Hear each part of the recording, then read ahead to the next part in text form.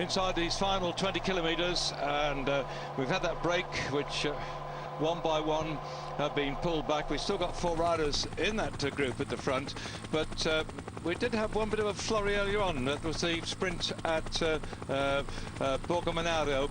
That was after 135 kilometres, and that looked like good news, Sean.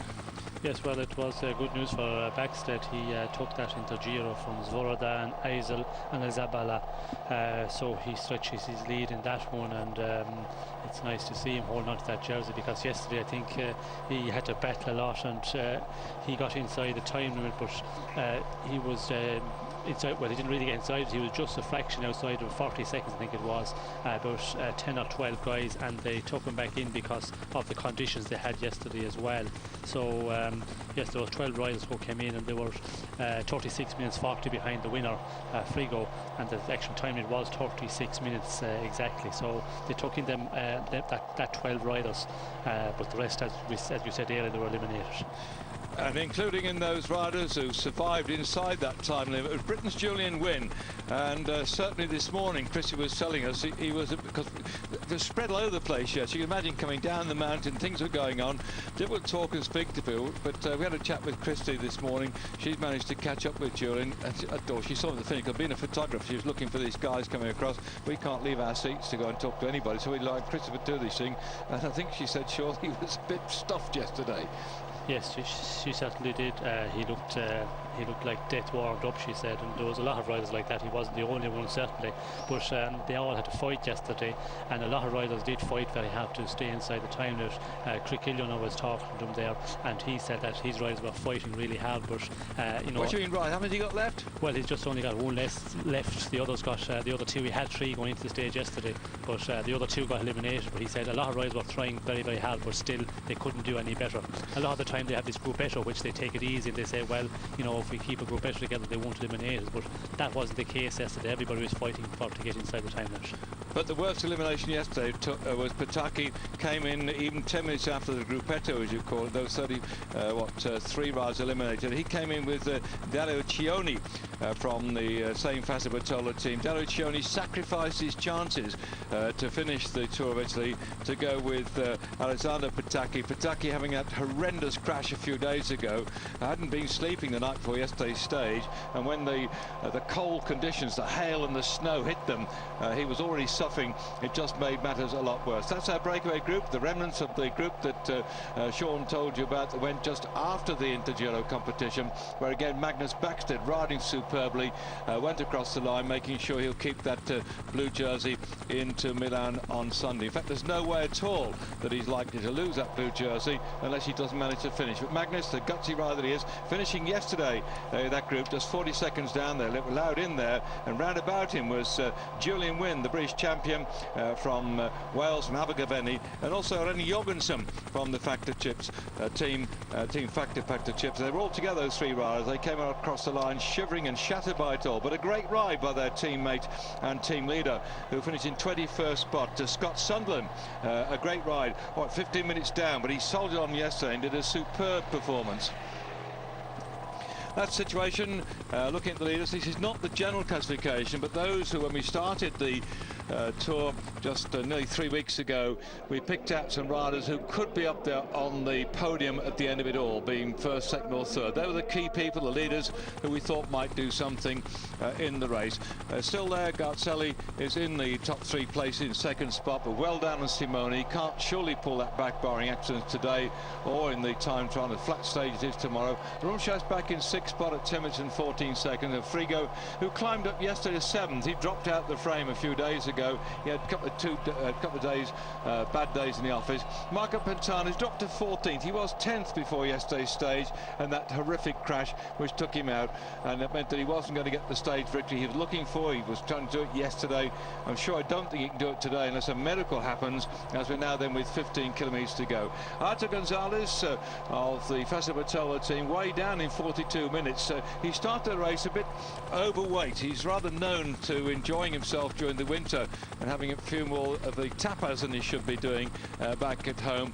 And then he's a great, I say playboy, but he's one of those fellows who sometimes lets himself get on the rotund side and came into the race with a few too many kilos. I suspect that as the devil starts to take part in the proceedings yet again. That's amazing. I don't think anybody could just do that normally. He must have been born a bit of a stranger. In fact, he is. He's a lovely guy. But anyway, he's had his sort of flurry here. We'll see him probably tomorrow, maybe in the time trial in Milan. But that's the whole sport. It's full of oddballs, including to think that those riders went through yesterday. You can see the sort of graph here with little bits of white on the top. That sudden flurry of snow and hail, which made yesterday's race a bit of a lottery. Charlie Vegas finished yesterday in one of the small groups, 25 seconds down, 43rd. He did finish yesterday. A good ride again by Charlie, who's quite a scraggy lad anyway, and I think he must have found it very cold. And that was a problem yesterday. So many riders were suffering from the cold.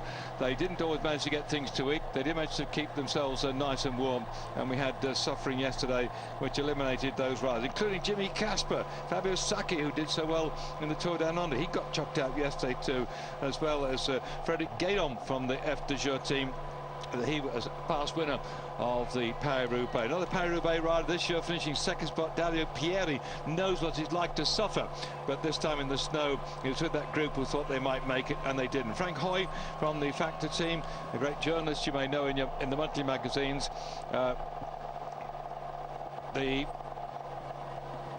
Just on my headphones telling me about what's coming up on next, by the way. But Frank Hoy now able to go back and write his piece about yesterday. I'm sure you'll be able to read it in your magazine. I think it's either Pro Cycling or Cycling. But anyway, the rain coming down, the water coming down, is because of what we had yesterday.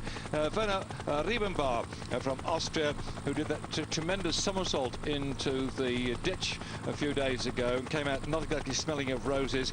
He was out yesterday. Guido Trenti, Bradley Wiggins, whole load of guys. Nick Gates, I spoke to him the other day, and one thing Nick said, he wanted to finish this race. He'd been looking after all the way through Robbie McEwen, and after that he just wanted to survive. Well, he was in that same group that got thrown out. They were just 6 minutes outside the time limit, despite the protestations of the team managers. They're out the race.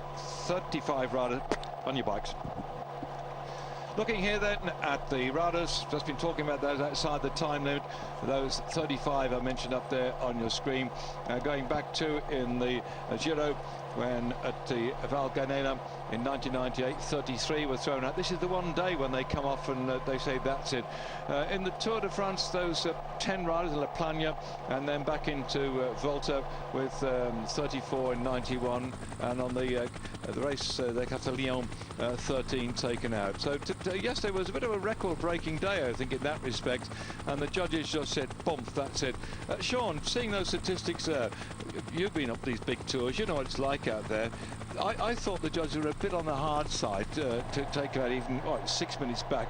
It was a horrific day yesterday. 3 big mountain climbs. Or is that the way the judges work today? Because I thought, well, why not be a bit leaner? Those fellas at the back weren't going to change the overall. Why chuck them out? Well, I think you know, the time limit is there and the percentage is there, and but only 11% on a day like that. Yes, it is very tight and it's very difficult. And as we said, Crickillion and the other guys were saying, riders were trying to get inside the time limit, but it was really tight. So it was a very hard day for everybody. But you know, they took in a number of riders who were just 40 seconds outside. It's very hard to take back everybody from the bunch. And looking at what the disaster caused yesterday, you can see there that Mukta Nuno and Lambert Credit have still got 8 of the 9 that started, and then the little list running down before your very eyes. So that little first page shows those who've managed to survive quite well. When the riders drop out, they don't give in that easy. Many of those have been out. For instance, yesterday one of the biggest dropouts was from the Lampre team, and that was Francesco Cresagrande, who's a hard nut. He's a really tough man, but he had tummy trouble and he soldiered on, and in the end, even before he got that nasty snowy and haily conditions, he'd climbed on his bike. All the strength had gone, because if you've got tummy trouble and you can't eat well and you spend most of the night sitting on the throne, then at the end of it you're absolutely exhausted before the race even started. With a race like yesterday, those 3 thumping great climbs, in fact there was 40 miles of climbing. If you work out the actual climbing they did yesterday, totaled 40 miles of the stage. Imagine that, riding a bike uphill for 40 miles. The bits between were very much just downhill only, so of the stage 108 miles, the 60 miles that were fairly flat was most of it to begin with, and then suddenly they were on these climbs either up or down. And further on down, we're going to look at the second page as Sean's watching what's happening here. The split's beginning to show as the main group finally tackle this climb of the Formaza, and this just shows you that Domino Vacanzi down to 5 riders. Much of that to do when Cipollini just crashed and out he went. Fossa Bertolo, they've lost Pataki, who crashed and yesterday just couldn't stay inside the time limit. So a number of riders who've been out of the frame is because of what's happened to them on the way in here. Of course, yes, some did get thrown out yesterday being outside, but Fossa Bertolo losing both Cioni and Pataki, and now we come down to the also-rans, and this is a very rude thing to say, and I expect that when I next meet up with Mark Maddy, will give me a sharp clip round the ear, because they're the Francis de Jeux with only 3 riders left, but they brought a very young team into the race this year, the Francis de Jeux team, and of those they've lost for one reason or another some of the riders, but still Casper, De Cruz and Eisel are going. Eisel riding still Francis de Jeux. He's being tipped as a new rider from Austria into their team as one of the stars of the future. I know Bradley Wiggins, who was eliminated yesterday, desperately wanted to get to Milan just to even ride the final time trial, and he's out just by those less than 6 minutes of time scale. So they've learned from this, the Francis de Jeux, the Cenamic Benari Fiordo. They've been losing riders one by one throughout it, and unfortunately they lost yesterday Perez Cupio, their specialist climber, who had tendinitis that put him out. Brown was outside the time limit, their special sprinter the other day, just couldn't manage to climb the big mountains that are lying here. So the fact that some riders some teams have lost more than others, it isn't only just down to elimination yesterday, it's to do with the fact it's been a very, very tough race, fought out over these last 18 days, with only 2 rest days, and so we've been seeing a very interesting race indeed, even though we look here at the pink jersey, so the Cipollino jersey being on the shoulders of Gazzelli, who's taken over the points competition, and the fact that Simoni has got a massive lead of 7 minutes and 8 seconds. The riders throughout the whole of these last 19 days of racing have been giving us a very interesting race, and we still don't know who's going to win today's stage. We're going for a break. Hang on there to see who does do that and who gets it. Welcome back to what's coming up towards the final. Adriano Dezan, the Gran Fondo. They have these very special races. That name that popped up there, Adriano Dezan, Sean probably knows more about it than I do, but he was a great commentator, starting out in the old days of black and white to newsreels, and then on to be one of the greatest commentators, much respected by all the riders you see here. And in fact, Cipollini carried in his back pocket a picture of Adriano Dezan, and he dedicated one of his victories this year to that great man. And I had the good fortune to know him, and towards a later time to be working on the same gantries. A marvellous man, a great gentleman, a very stylish Italian, and we miss him very much indeed. As you watch the race coming on here, Sean's going to take us through it, but I think we're going to have a bit of a graphic about Frigo, and you're wondering where we are. Well, the route has taken us up then, right between Turin and Milan, straight the way north, through Bergamo, up alongside the Lake Ota, and we're getting further north and getting close to the border, as down the road the race really will be for the stage victory. Who's going to take the lead? 20 seconds, 12 and 8 seconds for the first 3 over the line, and that slender gap of just 11 seconds separate the man in the Ciclamino jersey here, Gazzelli. Back further down the pink jersey, his work's over and done with Simoni. There in the red and white, just begin to move up to the right hand side, is Popovic, 127. There the pink jersey, with alongside him Pantani. Pantani would like to get a stage victory. Has he got the ability on the tricky back end to get it? You'll be watching it live on Eurosport, this final climb, the 5th of the big climbs we've had this year in the Tour. Still they're driving up at a great rate of knots, and Sean, this is a speed climb, isn't it? Yes, it certainly is. Well, the team of Galzelli is certainly putting on the pressure here. The Vini Caldirola, we see Zampieri, he's setting a very hot pace here, and the bunch is, you know, breaking to pieces off the rear at the 10 kilometres to go mark we go through now. Of course, there is this place on the podium between the third place rider and the second place rider, Galzelli and Popovic. So I think Galzelli has to keep the pace up, not to allow Popovic to attack. But I think the style of rider he is, and we see him yesterday, he would definitely try something, because 11 seconds today is the day where he'll try something. There they are, putting the pressure on at the front, and the speed accelerating, wearing down the legs of those riders from yesterday's exertions. And one man who did rather well yesterday was Frigo. They're going to show you the graphics on the right-hand side here of his positions over the course. You see stage 7, he was 32nd after the mountain climb at Tomino. Over the climb of Monte Zoncolon, when he finished at the top of the mountain there, stage 12, he was 17th. Alpe de Pompiego, he finished in 16th spot. So he's been pulling himself back bit by bit. He's now moved up into 7th spot. So you can watch that on your screen to show how Frigo's come back, but he's still a long way off the pace on the overall classification. Despite moving up into 7th, he's still 12 minutes and 27 seconds down. He's had a good comeback. He enjoyed the cold weather. He hated the hot weather before. And we'll now concentrate on what's on your left-hand side of the screen as these riders are beginning to get close inside those last, coming to 9 kilometres to go. Can they go any faster, Sean, and blow people out the back, or is it going to be one of those surges towards the end?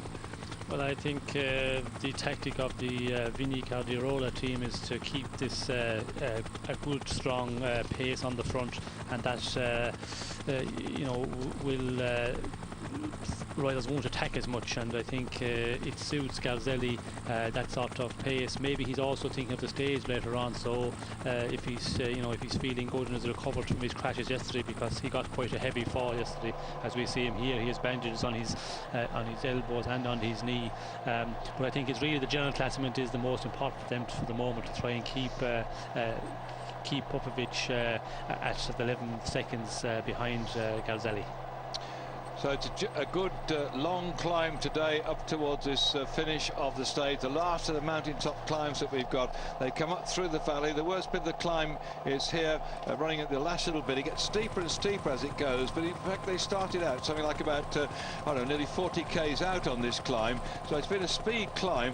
The long flat stage has certainly given them a chance to recover. But Sean, how are these riders must be feeling after yesterday? Because not only did they have to come down the mountain after that cold condition, but they've been up at sort of 7:30 this morning. How would they get the legs back again? Is it massage and good rest, eh?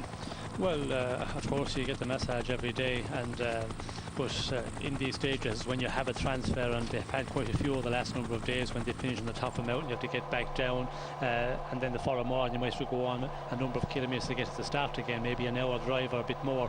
So you know, the recovery time is short, and that's when riders start suffering. You see riders just don't have enough time to recover.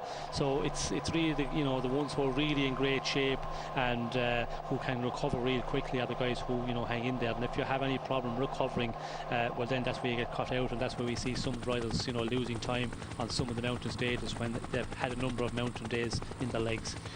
But then they go with the gruppetto. They ride through yesterday. I suppose the rules are rules, but to throw those riders out, you talk about the recovery. But yesterday, those big climbs they had, it stuffed anybody. I'm just amazed at the ability of these riders. But are there some riders better than others in the big tours? I also thought the Frigo was a shorter tour rider, and he's coming good now. But he hasn't showed it. He had some bad days before, but some just seem like Simoni. He doesn't win many races looking down the list, but here he is up there every day, coming back and burning everybody off. Yes, well, there's riders who prepare for the big tours like Simoni, and but Simoni has been there before. He has done that.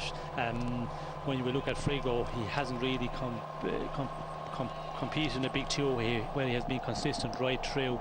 In the Tour of France, of course, last year as well, he was going quite well, won a very good stage, but still he had some days where he lost time, and the heat seems to be the problem for him. He doesn't support the hot weather, so that can be a problem for some riders as well, where they can't support the real big heat. So to be a tour rider, you have to have a lot of qualities. You have to be able to support the cold weather, as we see yesterday for a time. The hot weather, of course, you always have to be able to cope with that, but also the recovery and the 3-week race concentration. So there's a lot of things to be a great tour rider and a big national tour winner.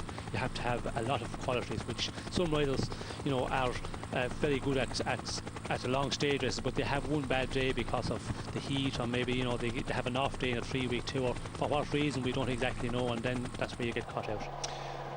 But how does a sponsor invest money? Because Simoni, coming to this year, he only won 13 races in his career, and everybody's saying, oh, he's being tipped to win the Tour of Italy. So it looks like he has already won the Tour of Italy, but a man who's only had 13 victories, one of which happens to be the Tour of Italy anyway. There must be faith in a sponsor to come along and put that much money into somebody. As we look on our screens, Simoni on the left-hand side, Garzelli on the right-hand side. These specialist people who ride these stages, they target those particular races, because Simoni, we haven't seen him doing like Armstrong, for instance. Lance is also, when he puts his mind to it, a good single-day rider, a past world champion at Oslo. So it must be trust on the part of the sponsor too, is it? Yes, it certainly is. I think the manager of the team and the sports director, the director sportive, I think they are you know, very important, because they know a rider what he's capable of, and when he goes through a bad time, you know, if he have injury or he goes through a bad time for whatever reason, you know, they have to stick with him, and you have to be able to talk to a sponsor and tell him, look, if we can stay with him for, you know, until next year, I think he can win his good races. And you know, that's the thing they have been doing with Simoni, certainly, to hold on to the you know, keep the morale in the rider as such, and that's something you have to be able to talk to the sponsor about. Well, it seems to be paying off for Psycho, coffee machine company, who ride upon the bikes all the way over from America, the Cannondale bicycles, to stay with Simoni. They had to completely revamp the team, because their previous grand champion was Mario Cipollini, who rode for them for some years, and they decided to reform the team round the tour team, like Simoni having a go here. But we can see off the road, we've now got Corcioli and Kirchen, who just nipped up. Kirchen went back to the car and took off his crash hat, whereas Corcioli still got his crash hat on. There is this new rule that the riders from the in the race where you're going up to finish the top of the mountain, you could take your crash hat off when the finish is at the top of the climb. And so even though today it's not one of those baking hot days, still they're prepared to take them off. Amazing yesterday that the Pantani stayed with his crash hat on all the way up the climb. I think he was just too tired to take it off, and of course with the cold and nasty conditions, the crash hat wasn't much of an encumbrance. It's when the heat comes down and the climbs are hard, and when you watch the coverage, 16 seconds coming up, by the way, 5Ks to go. The feedback that when you get the very hot baking climbs, then the crash hat can be an encumbrance. So we could look forward to see what happens on the Alpe d'Huez this year, for instance, on the Tour de France, if the sun shines. But it's got a bit cooler today, and I think moving up, Pantani is suddenly moving on the right-hand side. I don't know if you spotted that. Yes, there he goes. Come on, Sean. Do you think he's got a chance today? Well, definitely, you know, he's always into a chance at this sort of finish, and you know, if he's in there at the moment with the 5k, just inside the 5k to go, and he goes in the attack, he's a dangerous one to leave have 10 or 15 seconds in advantage, because you know, when he gets away and gets into a rhythm, if he can do that, he's very hard to pull back. Even if he hasn't got it left after that crash yesterday, this is a great showman, isn't he? These are sort of people I feel that with the sport we need these sort of characters. And Pantani's come back after all the problems he's been through, and there he goes. That's a sort of a gesture. You think, even if he doesn't get it, and I love that. How about you? Because you used to racing rides like this, and something like that breaks the rhythm. Do you say, oh gosh, there he goes again? Well, yes, you know, it's nice to see Pantani having a go. Even maybe he knows himself that he's not really feeling it the best, but he's still going to have a go there and see what way the others will react. And sometimes for a rider as well, you're sitting there in a groove and you're not really comfortable, as they say. You know, you could be under a little bit of pressure, but unless you attack and see what the reaction is from the other riders, because you don't know exactly what position they are in either, how comfortable they are, and they might not be able to react, although you're not really 100% feeling great yourself. So you always have to give it a go. And Frigo's going with Pantani. This has split the whole thing. Guess who lighted the blue touch paper, and the rocket's gone, chow.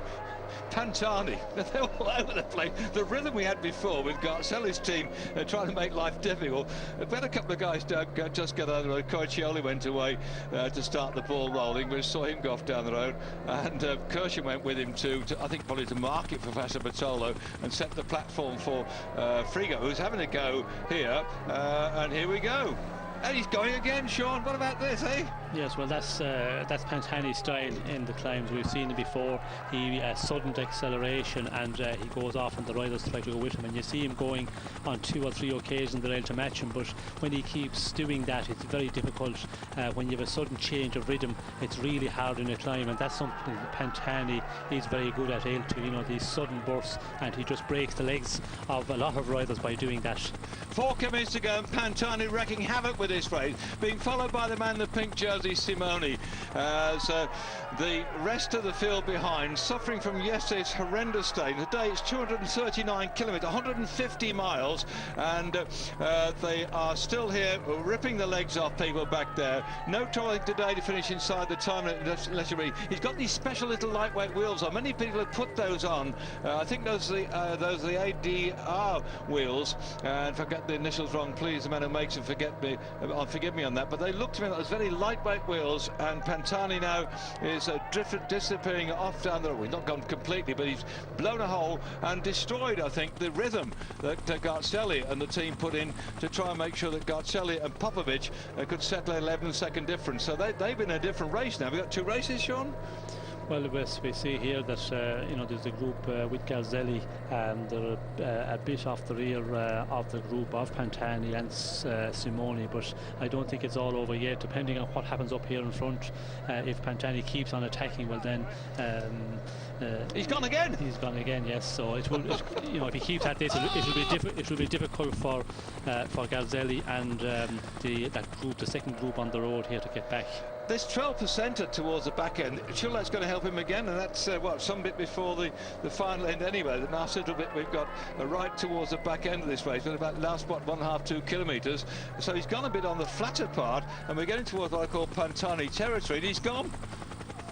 Yes, of course, when it's steeper, that's where he can do the real damage, because when he makes these sudden accelerations, that's when he tears the legs off of a lot of riders, and it's very hard to, you know, to keep doing that.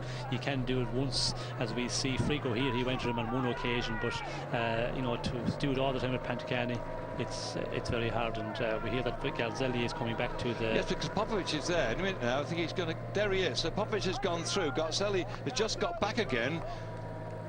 So the damage that Pantani is doing has caused Garzelli to lose contact with Popovic. That 11 seconds difference, they hadn't made that difference, but it looks like he's coming back now. And he's not got the worst part yet, but he's done the damage.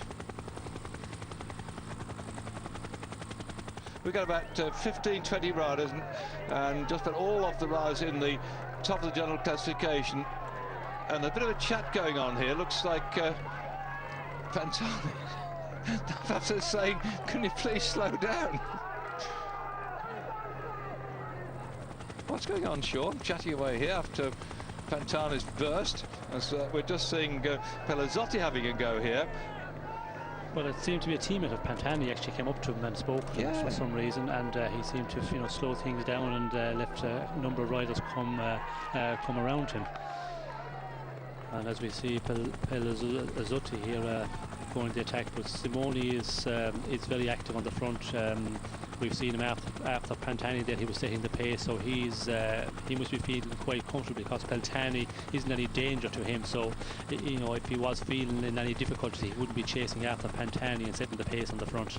But why should Simoni, with over 7 minutes on Garzelli, start doing what he's doing here? Or is it just pride? Looking, I'm saying he hasn't come into this year won more than 13 races, despite the fact he has won the Tour of Italy. Is this just going, well, I'll take this final climb as a show that I'm the boss? Because wouldn't he better to save himself for the time trial? It doesn't matter, it's 7 minutes. Or this is a sheer show of bravado? Well, I think if you're feeling really good, as Simoni is riding so well, that, you know, the last number of mountain days, he's very, very impressive. And when guys attack, he's not in any difficulty at all. So you just follow these riders, and it's great to be able to do that. And you feel great, and you say, well, I'll show these guys, leave them attack, and I'll chase them down and show them how it's done. And I think sometimes when you're really in good shape, that's the time you can make mistakes. But for Simoni to make mistakes here, there's not many he can make, because, as you said, 7 minutes of an advantage in the general classement, even for the time trial, it's a very big cushion he's got. He has made a mistake all the way through this race, has he? Every day he's turned up, he's ridden perfectly right, hasn't had a bad patch, and here he's then with 2 kilometres, and he gets a bit steeper just round here. So whether the sort of chat between his teammate and Marco Pantani said, well, come on, ease back, mate, you're causing trouble. I don't know what happened there, but certainly those two have gone down there. It looks like too big a gap for Pantani to go across. Toshnik, we understand, the rider from Gellersteiner, is just losing contact with that group. Toshnik has had a very good race this far, the Austrian rider. He's lying in 5th spot at 9 minutes 29 seconds, and behind him Rumschas, who I think is in this group, riding in the strip of the Lampre team, the pink and the blue, was 10:14 down. So they're about some 30 seconds or so between them. So Toshnik has got to struggle here to hang on to his spot, otherwise he might have trouble. Frigo this morning, well, they've got a good 3 minutes down on Toshnik. He's not going to go past him anyway, but a little bit of battle. There might be a change in the places just close to each other, as still against Simoni. It's almost like a lap of honour, isn't it, eh? Look at this. Yes, well, Simoni, as you said, he hasn't done anything wrong in this tour, and we see him yesterday on the descent, actually, when Popovic and Frigo went on the descent. He didn't really try and stay with him. He made his own descent, never took any risk whatsoever, and that proves like he was in control, because he knew when he got to the bottom of the descent that he could just close back on Frigo and Popovic on the flat and on the final climb. So he has a lot of confidence, I think, is sky high with him at the moment. Pantani is now beginning to lose time as Simoni at the front, riding up towards the final kilometre and the possibility of getting the stage victory. Yesterday Frigo went past him, helped him on that climb up towards the end, and now Simoni just getting away bit by bit, getting further and further away. And Pelazzotti is still lying in 2nd spot. Simoni won the climb at the finish of stage 14 up to Alto Pamego. Simoni won the stage up to Monte Zoncolan. That's when he reinforced his authority. He'd only had 2 seconds lead over Garzelli coming up to that climb of the new climb of the Monte Zoncolan, and he took just another 42 seconds. And Pelazzotti is just between this man on the front, trying to get away to get maybe that 3rd spot. We're just seeing that battle for the place between Popovic and Garzelli for that elusive place on the podium, 2nd or 3rd, and 1 kilometre to go. As he rides up here, it doesn't look like anybody's going to catch him after having that brilliant climb to take the jersey and the stage. He took the jersey way back on the stage in Faenza, then he went on by 2 seconds on that stage, and so it looks like Frigo's also having trouble. And on the way in toward the finish, here he comes, Popovic, trying to completely take charge of that 2nd spot on the general classification, and the man in the jersey behind him, Garzelli, is the one on the Ciclamino jersey, leads on the points competition since Pataki dropped out yesterday. And there's Garmendia, I think, going through, looking for the time trial. That's a nice little ride by him, and still pressing on at the front is Simoni. There's a nice battle going on at the back for this 2nd and 3rd spot. Sean, how do you rate that one? Well, I think Popovic has to ride here, because Noe is also not too far off, and he's in there as well, so he has he has to defend. And tomorrow, of course, Sunday, of course, the time trial, that's something that you're never sure on, so you try and lose as little time as possible before the time trial now, so that's Popovic has got to do. But Simoni, very impressive the way he's climbing here. He just, as I said earlier on, when Pantani went in the attack, he was just setting the pace in the front. But I think when he was setting the pace, that he was only at 80% maybe, and he just tuned that because the feeling is so good, the legs feel so great. He just left the attacks, left a number of riders attacked and then just turned it on himself and goes away on his own. 5 seconds back to this little group here as Noe, number 8 on your screen now. Pelazzotti is there too, and Frigo and 188. I'll come back to that in just a moment, and that's going to be Mazzoloni. Has been working so hard over the past few days, but Garcelle is dropping out, so he's losing time. The big thing is not about the time that Simoni will gain here, because he's in a race of his own, wending his way up towards the top of this mountain climb, right alongside the borders, and Noe and Frigo start now their own little battle as in towards the finish comes the man who has already won 2 of the mountaintop stages. He finished second yesterday. As he comes through towards the finish, his favourite band, by the way, is Pink Floyd. As he comes towards the line now, this is the final brick in the wall, because right now he's put more time between himself and the group behind. Well, I'm a great Pink Floyd fan, and I think that if they ever watch cycling on television, they might dedicate one of their numbers. This man Simoni, who's put that final brick in the wall. Frigo comes in second with Mazzoloni. Yeah. Where's Popovic? Well, Popovic is chasing this group of Noe and Penzelotti. Not here yet. That's Belly. So that's why Popovic was setting the pace. He was. And here he is. Here's Popovic now.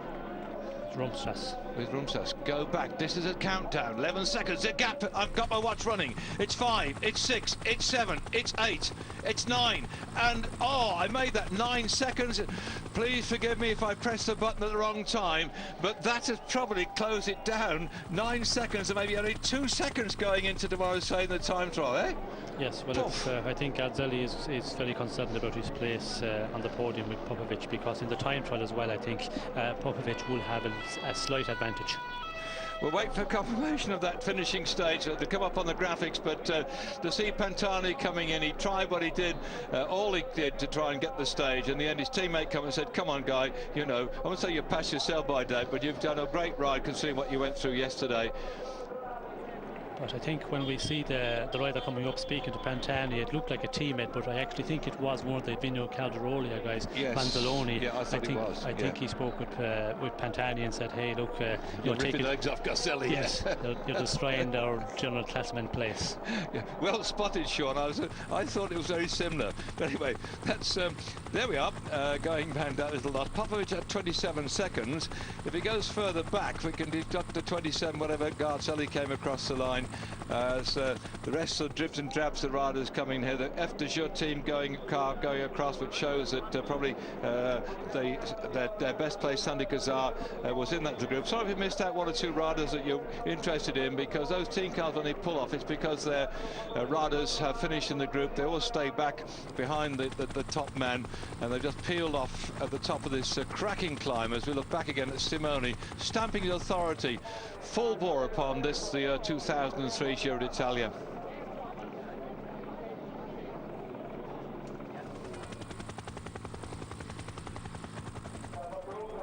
All the problems that he had when they discovered traces of cocaine in his system after one of the races before the Tour de France the other year, and Tour of Italy the other year, and they took him out, and then they had the same thing and discovered it in some cough sweets. This is the truth. They analysed them afterwards, and it's found in his system. But he's a great climber. Oh, the eagle has not yet landed. What will happen?